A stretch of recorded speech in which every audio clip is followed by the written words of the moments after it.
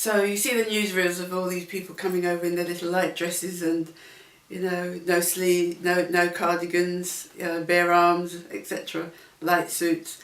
And I think the shock of the kind of cold that there was, I think they'd heard of snow because they heard about it in school. They did that in history and they did it in geography, but they'd never seen snow or felt the cold.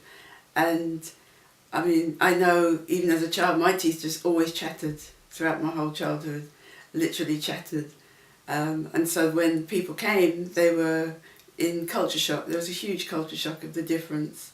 That England was not the motherland, the bright motherland, the pavements paved with gold that they saw.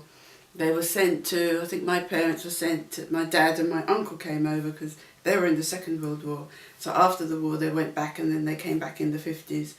They went to houses in Somerleyton Road where it was multiple occupancy. There was a cooker on the landing and it was just a dark, dingy time. In England at that time you had smog and fog, something again they'd never seen. And I remember my mum saying, because there weren't any baths around either, so you had to have a bath pan. We had a big zinc bath pan when I was a child. And my mum went down the road to buy a zinc bath pan and she was carrying it home through Brixton. And a man just said to her, another black man, so he said to her, "Oh, so you're staying?" So the fact that you got your zinc bath pan meant that, you know, you're settling now and you're staying. So lots of them just came temporarily. They came only to stay for a short time. And all that generation who are now dying out. I mean, my parents would be, let me see, 1917, my dad was born. So he would be in his late 90s.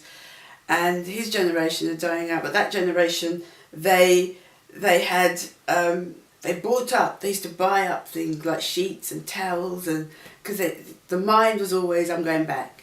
So till my mum's death, there was the trunk still packed. Even from when I was a child, the trunk was still packed, and so those things were shared out.